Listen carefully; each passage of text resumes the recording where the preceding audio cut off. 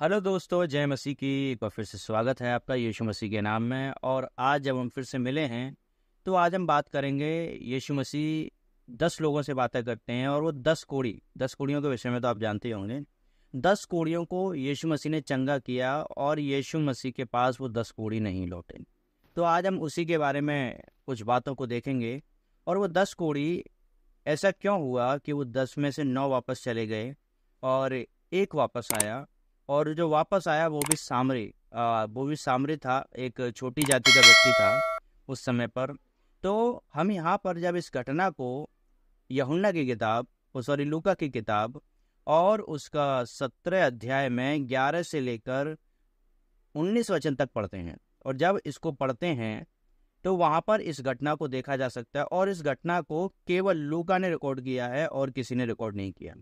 आप यदि देखेंगे इस घटना को, आप मरकुस में नहीं पाते, आप मत्ती में नहीं पाते, आप यूहन्ना में नहीं पाते, लेकिन इस घटना को आप लूका की किताब में पाते हैं। और लूका इस बात को रिकॉर्ड करके बताता है ये 10 कोढ़ी कैसे थे और कब आए। एक बार क्या हुआ, जब यीशु मसीह 11वें वचन में जब पढ़ते हैं, यीशु मसीह यरूशलेम से जा रहे थे सामरिया की तरफ। अब जब सामरिया की तरफ जा रहे थे, जब 11वें वचन में इस प्रकार से लिखा है सामरिया की तरफ जा रहे थे, तो वहां पर रास्ते में ही क्या हुआ, गलील के बीच में होकर जा रहे थे। तो रास्ते में ही किसी गांव में प्रवेश करते समय वहां पर 10 कोढ़ी मिले। किसको? यीशु मसीह को।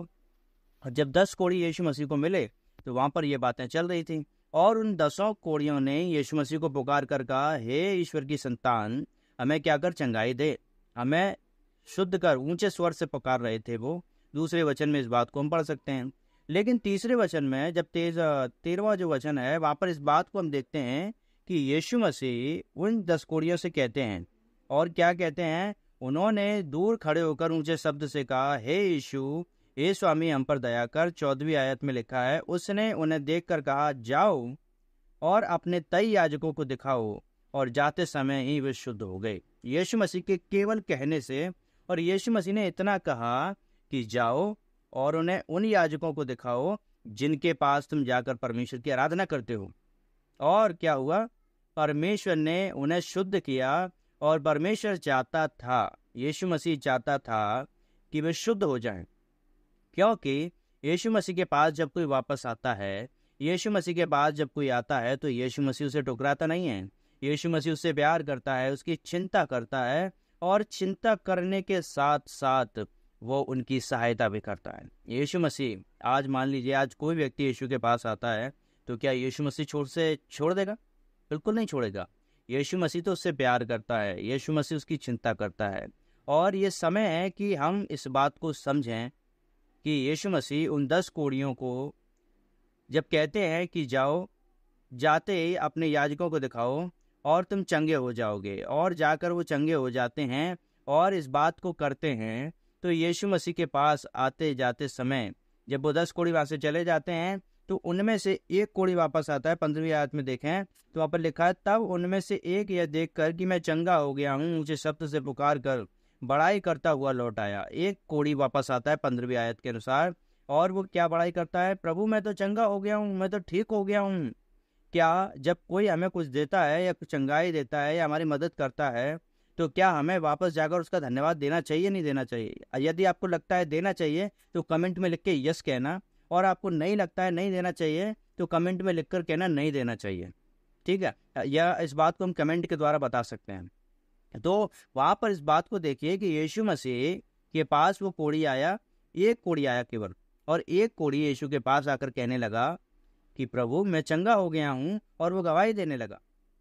यीशु मसीह उससे बातें करते हैं और फिर कहते हैं 16वीं आयत में, यीशु ने उनके पास जाकर कहा, यीशु के पांव में आकर मुंह के बल गिरा और उसका धन्यवाद, मतलब सामरी जाति से था।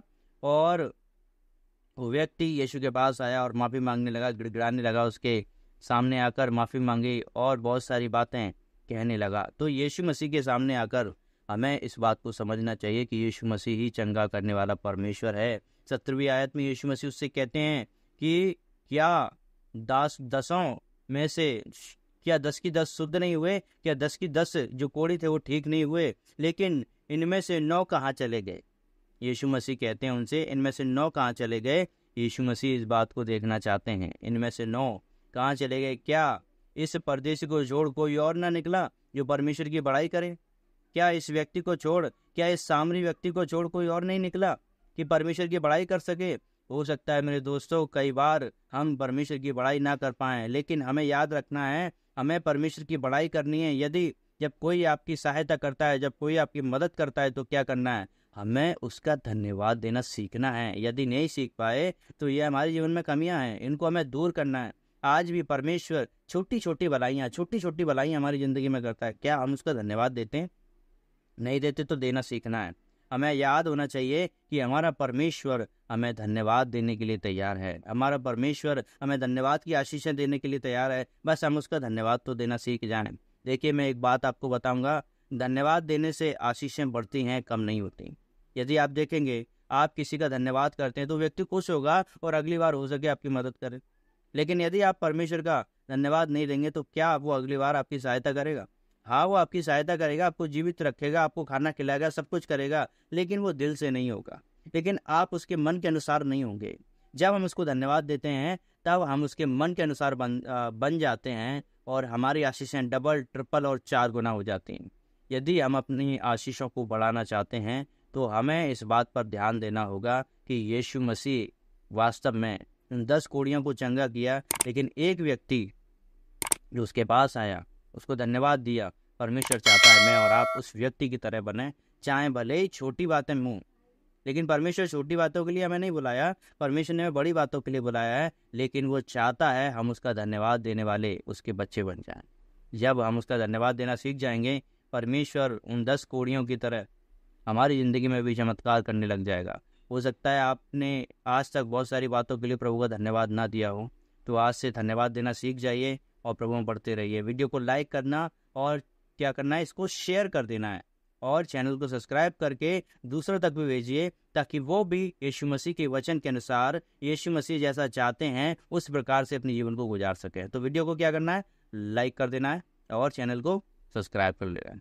तो परमेश्वर आपको बहुत आशीष दे, इसी प्रकार से आगे बढ़ते रहिए। जय मसीह की।